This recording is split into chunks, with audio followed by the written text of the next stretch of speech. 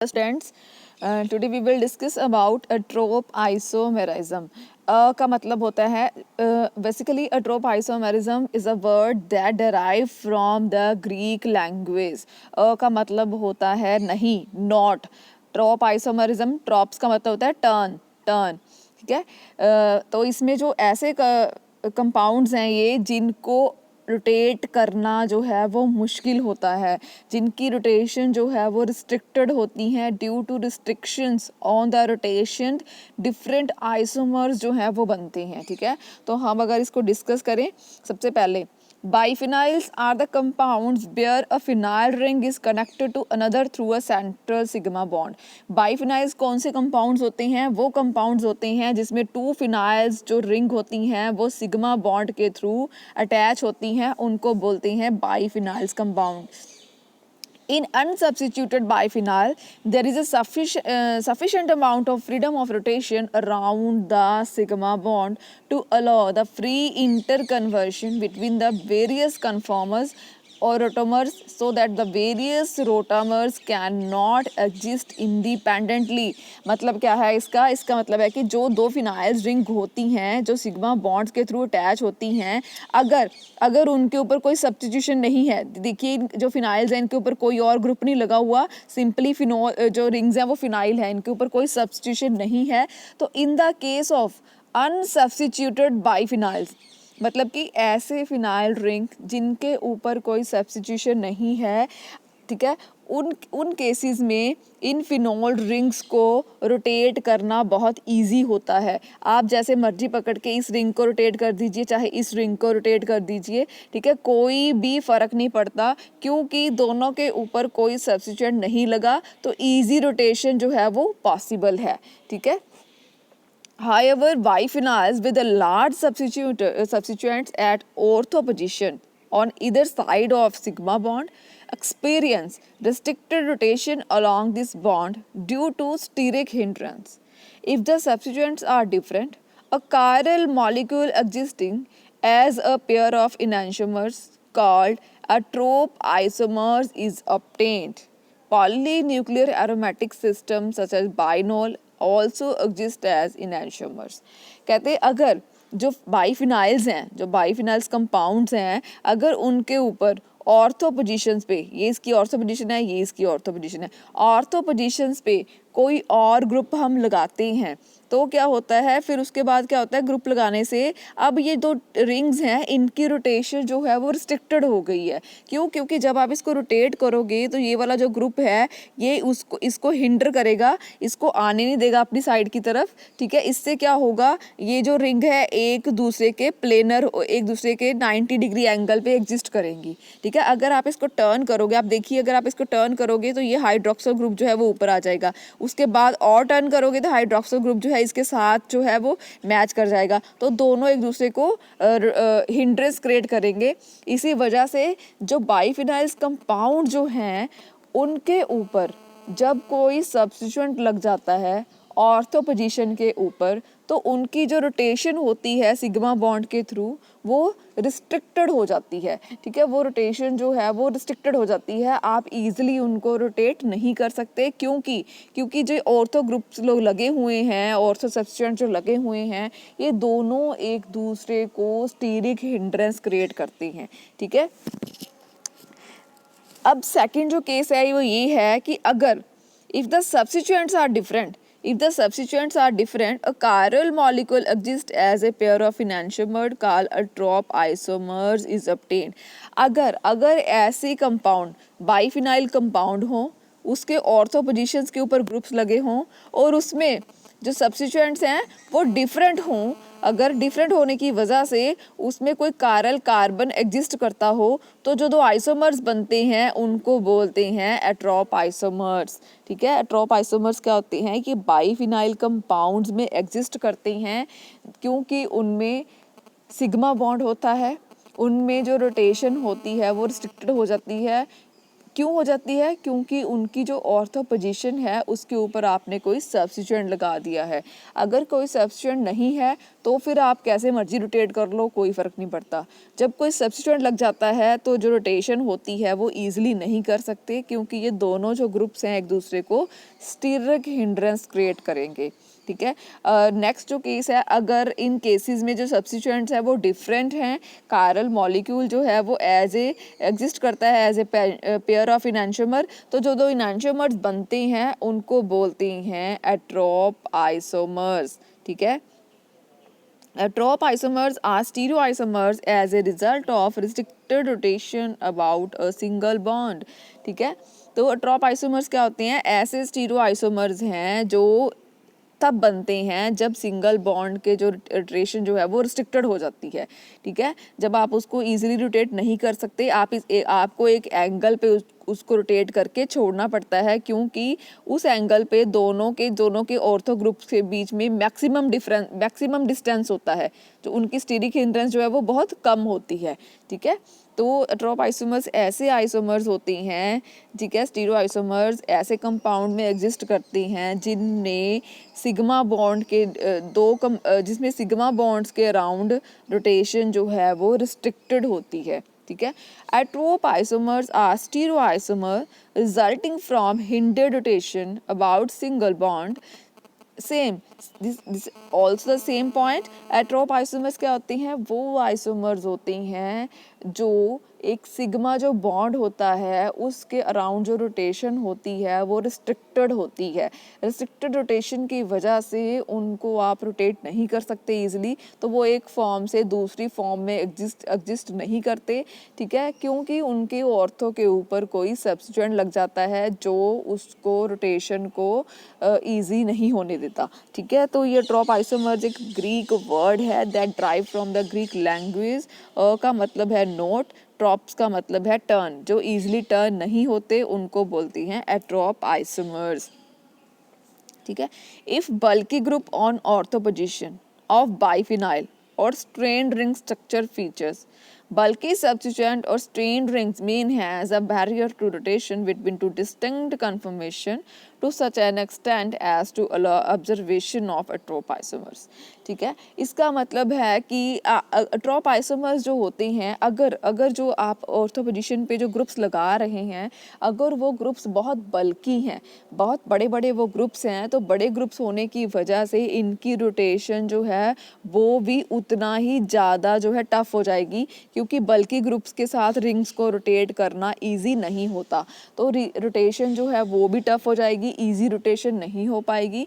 ठीक है। इसकी वजह से बिकॉज ऑफ दिस, ठीक है, जो अट्रोप आइसोमर जो एग्जिस्ट करेंगे, ठीक है, वो बहुत टाइम तक एक फॉर्म में एग्जिस्ट करेंगे। ठीक है। मान लो ये ट्रॉप आइसोमर्स हैं, इसकी 2 फॉर्म्स है, एक तो ये वाली फॉर्म है, एक इसको रोटेट कर दो, दूसरी फॉर्म बी वाली है। ठीक है। तो ए में जो ये आइसोमर है वो ए फॉर्म में एग्जिस्ट करना उसके लिए बहुत ईजी है, क्योंकि ये दोनों जो है वो बल्कि ग्रुप्स हैं, तो इसके लिए रोटेट करना बहुत इजी नहीं है, बहुत टफ है। तो वो ट्रॉप आइसोमर्स एक ही फॉर्म में बहुत टाइम तक एग्जिस्ट करते हैं। तो हम कोई भी ऑब्जर्वेशन जो है उसका मेल्टिंग पॉइंट, बॉइलिंग पॉइंट सब कुछ उसका चेक कर सकते हैं, क्योंकि अट्रोप आइसोमर्स जिनमें ऑर्थो पोजीशंस के ऊपर बल्की ग्रुप्स होते हैं, ड्यू टू दैट बल्कीनेस वो ट्रॉप आइसोमर्स जो हैं वो एक फॉर्म से दूसरी फॉर्म में एग्जिस्ट ईजिली रोटेट नहीं करते। ठीक है। तो वो एक ही फॉर्म में रहना जो है पसंद करते हैं, एक ही फॉर्म में एग्जिस्ट करते हैं। Existence, due to existence in the one form we can observe so many things from the atropisomers. ठीक है। Atrop isomers also called axial chirality। देखिए इसमें जो कायरलिटी है, इसमें जो आइसोमर्स हैं वो क्यों बन रहे हैं? क्योंकि एक्सिस है, एक एक्सिस के अराउंड आपने रोटेशन करनी है, वो रोटेशन टफ हो गई है क्योंकि आपने ऑर्थो के ऊपर सब्स्टिट्यूएंट लगा दिए हैं। देखिए आप ध्यान से देख सकते हैं, आप ध्यान से देखिए, ये जो ट्रोप आइसोमर है इसमें आपको रोटेट करना बहुत इजी है। क्यों इजी है? क्योंकि दोनों सिंपल रिंग्स हैं, आप जैसे मर्जी रोटेट कर दो उनको।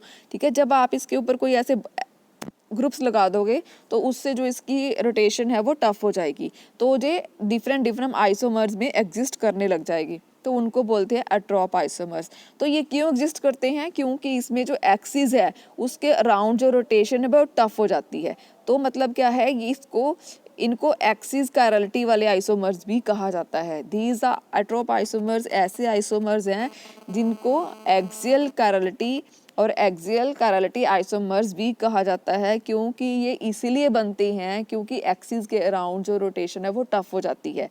ठीक है, next है biphenyl substituents on ortho position which contain a chiral axis along the biphenyl linkage.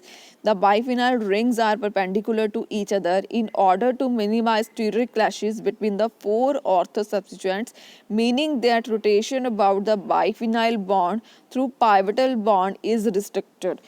You can see in this example there is two biphenyl ring, one is this another one is this. आप देखिए यहाँ पे nitro group लगा हुआ है और यहाँ पे लगा हुआ है कार्बोक्सिलिक एसिड, नीचे भी इसके कार्बोक्सिलिक एसिड है, ऊपर है नाइट्रो ग्रुप।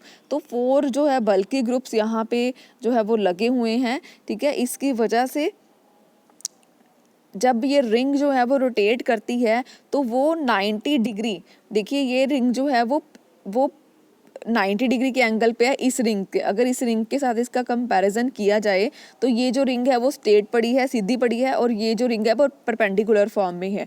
ठीक है, हमेशा जो एट्रोप आइसोमर्स हैं इसी पोजीशन में रहना पसंद करते हैं, एग्जिस्ट करते हैं, क्योंकि ऐसे फॉर्म में एग्जिस्ट होने से दोनों रिंग्स के बीच में जो ग्रुप्स है, नाइट्रो ग्रुप है, इसका जो नाइट्रो ग्रुप है, इन दोनों में बहुत ज़्यादा जो है गैप बढ़ जाता है, इससे इनमें स्टीरिक हिंड्रेंस नहीं होती।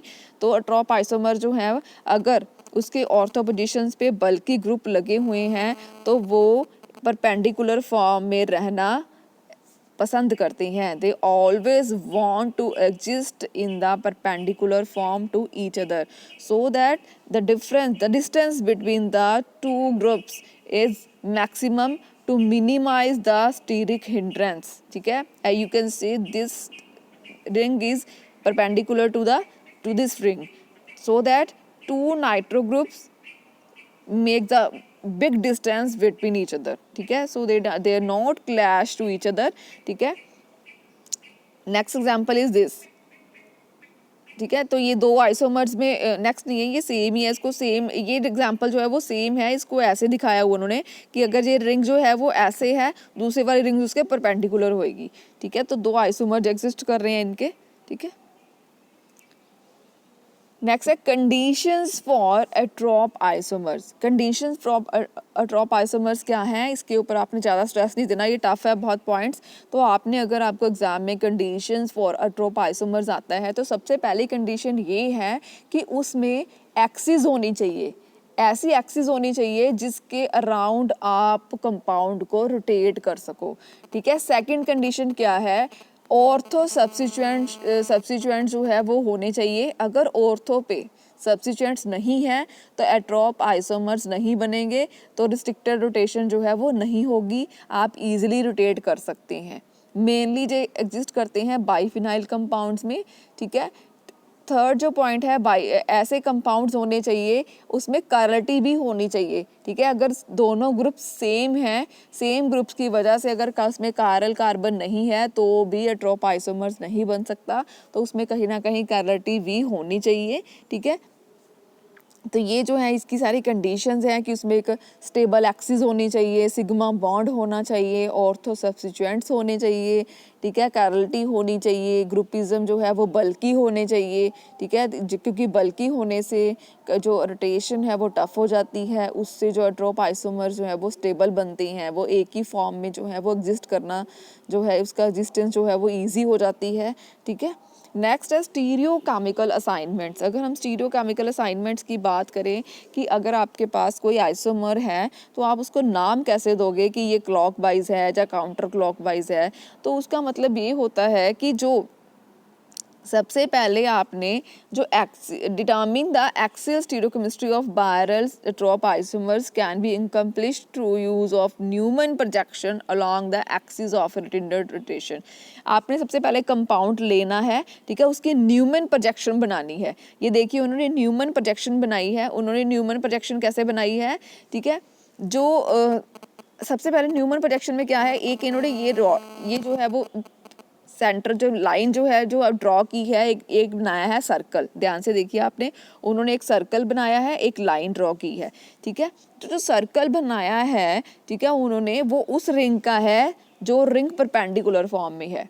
जो रिंग सिंपली स्ट्रेट फॉर्म में पड़ी है, उस रिंग को इन्होंने ड्रॉ किया है एक लाइन की फॉर्म में, ठीक है। तो मतलब क्या है, सबसे पहले आपने न्यूमैन प्रोजेक्शन की फॉर्म में कंपाउंड को ड्रॉ करना है। न्यूमैन प्रोजेक्शन में ड्रॉ करने में सबसे पहला पॉइंट है, आपने कंपाउंड को न्यूमैन प्रोजेक्शन बनानी है। न्यूमैन प्रोजेक्शन में आगे जाके आपने क्या करना है, जो परपेंडिकुलर रिंग है उसको आपने सर्कल की फॉर्म में बनाना है, उसके ऊपर एक लाइन ड्रॉ करनी है। जो लाइन है ये उस रिंग के लिए है जो स्ट्रेट फॉर्म में पड़ी है, जो आपको स्ट्रेट फॉर्म में दिख रही है, ठीक है। उसके बाद आपने उन दोनों पे सब्स्टिट्यूएंट्स लगाने हैं, ठीक है। ये देखिए जो ये रिंग है जो स्ट्रेट फॉर्म में हमें अपीयर हो रही है, तो कहीं ना कहीं ये जो लाइन है उसके अराउंड बी और ए इसके सब्स्टिट्यूएंट जो हैं वो लिख देने हैं। जो परपेंडिकुलर रिंग है वो हमने सर्कल की फॉर्म में बनाई थी, तो उसके अराउंड हमने उसके सब्स्टिट्यूएंट लिख देने हैं, ठीक है। तो ये हो गया इसका न्यूमैन प्रोजेक्शन। उसके बाद आपने जो आपका मैंने आपको बताया था कि एक कान इन गोल्ड्स प्रीलोग रूल होता है, वो हमने ऑलरेडी डिस्कस कर चुके हैं हम। उसमें हम प्रायोरिटी देते हैं मॉलिक्यूलर वेट के ऊपर, अगर मॉलिक्यूलर वेट सेम है तो मॉलिक्यूलर मास के ऊपर, और मॉलिक्यूलर मास सेम है तो फिर हम देखते हैं कि कितने कार्बन्स हैं उस पर, ठीक है। 2 कार्बन्स हैं, फिर 3 कार्बन्स हैं तो 3 कार्बन्स के ऊपर प्रायोरिटी मिलेगी। अगर 2 है तो उसको प्रायोरिटी मिलेगी, ठीक है। उसके बाद अगर कार्बन भी सेम है, डबल और ट्रिपल बॉन्ड को प्रायोरिटी मिलती है, ठीक है। ये कान इन गोल्ड प्रीलोग रूल्स हैं, ठीक है। उसमें क्या होता है, ठीक है, उसमें क्या होता है, हमने ये सारा ड्रॉ कर लिया। ड्रॉ करने के बाद अब हम इसकी प्रायोरिटी देखेंगे, ठीक है। जो हाईएस्ट प्रायोरिटी वाला होगा, ठीक है, मान लीजिए ये ए है वो हाईएस्ट प्रायोरिटी के ऊपर है, ठीक है। उसके बाद सेकंड पे जिसकी प्रायोरिटी है फिर वो चेक करेंगे, ठीक है। उसके बाद प्रायोरिटी है ए डैश की, तो हमने क्या करना है, फर्स्ट प्रायोरिटी वाला जो है कंपाउंड, जो फर्स्ट प्रायोरिटी वाला ग्रुप है, फिर उसके बाद जो सेकंड प्रायोरिटी वाला ग्रुप है वहां तक जाना है मिनिमम डिस्टेंस कवर करके, समझ गए, मिनिमम डिस्टेंस कवर करके आपने वहां तक जाना है, ठीक है। मैं आपको एक एग्जांपल देती हूँ। अगर मान लीजिए ये वाला जो है हाईएस्ट प्रायोरिटी पे होता, ये वाला जो है उसके बाद सेकंड प्रायोरिटी, फर्स्ट नंबर पे ये होता, सेकंड पे ये होता, तो आपने फर्स्ट से सेकंड की तरफ जाना है। तो आप ऐसे भी जा सकते हैं, ऐसे भी जा सकते हैं, तो आपने कहा कैसे जाना है, आपने मिनिमम डिस्टेंस कवर करके जाना है। सबसे पहले आपने प्रायोरिटी चेक करनी है जो फर्स्ट नंबर पे है, फिर सेकंड प्रायोरिटी चेक करनी है जो 2 नंबर पे है, ठीक है। फिर फर्स्ट से सेकंड की तरफ जाना होता है मिनिमम डिस्टेंस कवर करके, ठीक है। अगर मान लीजिए फर्स्ट प्रायोरिटी पे ये होता जी, सेकंड प्रायोरिटी पे होता, फिर आप कैसे जाते, फिर आप मिनिमम डिस्टेंस कवर करके जाना था तो फिर आप पीछे से जाते इसके, ठीक है। तो मिनिमम डिस्टेंस कवर करके जाना है आपने, ठीक है, ये आपने याद रखना है, ठीक है। सबसे पहले आपने न्यूमैन प्रोजेक्शन बनानी है, उसमें आपने जो स्ट्रेट जो रिंग हमें अपीयर हो रही है उसको लाइन की फॉर्म में ड्रा करना है। फिर दूसरी रिंग्स है जो परपेंडिकुलर रिंग है उसको सर्कल की फॉर्म में, उसके बाद उसके सब्स्टिट्यूएंट जो है वो लगाने हैं। उसके बाद आपने प्रायोरिटी सेट करनी है। जो फर्स्ट प्रायोरिटी पे है उसको 1 नंबर देना है, जो सेकंड पे है उसको 2 नंबर। फिर आपने फर्स्ट से सेकंड की तरफ मिनिमम डिस्टेंस कवर करते हुए जाना है। फिर आपने देखना है कि जो आपने मिनिमम डिस्टेंस कवर करके जा रहे हैं वो एरो किस साइड जा रहा है। अगर ये इस साइड है तो ये काउंटर क्लॉकवाइज हो गया, अगर ये एरो इस तरफ होता ये क्लॉकवाइज हो जाता, ठीक है। जैसे सेकंड में देखिए बी डैश जो है वो हाईएस्ट प्रायोरिटी पे है, उसके बाद ए जो है वो सेकंड नंबर पे है, तो बी की तरफ अगर ए को जाना है तो आप ऐसे जाओगे, तो ये क्या हो गया, ये क्लॉकवाइज हो गया। This one is counter clockwise. अगर काउंटर क्लॉकवाइज है तो उसको एम से डिनोट करते हैं, अगर क्लॉकवाइज है तो उसको पी से डिनोट करते हैं, ठीक है। तो अगर आपने कल उसको नाम देने हैं तो क्लॉकवाइज को पी, काउंटर क्लॉकवाइज को एम, तो इसके आइसोमर्स का नाम कैसे होता है, एम काउंटर क्लॉकवाइज। पी मतलब प्लस, एम मतलब माइनस, ठीक है। पी क्लॉकवाइज, ये देखिए याद कर लीजिए, पी क्लॉकवाइज मतलब प्लस, काउंटर क्लॉकवाइज एम मतलब माइनस। तो ये फॉर्म जो है स्टीरियोकेमिकली हम इसको ऐसे जो है वो लिखते हैं। नेक्स्ट है कंडीशंस फॉर ऑप्टिकल एक्टिविटी। ये जो है बहुत इजी है, ये आप खुद भी कर सकते हैं। अगर मान लीजिए आपके पास कोई कंपाउंड है तो उसके क्या कंडीशंस हैं कि वो ऑप्टिकली एक्टिव होएगा। सबसे पहले तो उसमें कायरल कार्बन होनी चाहिए, ठीक है। कायरलिटी जो है वो मस्ट है, ठीक है।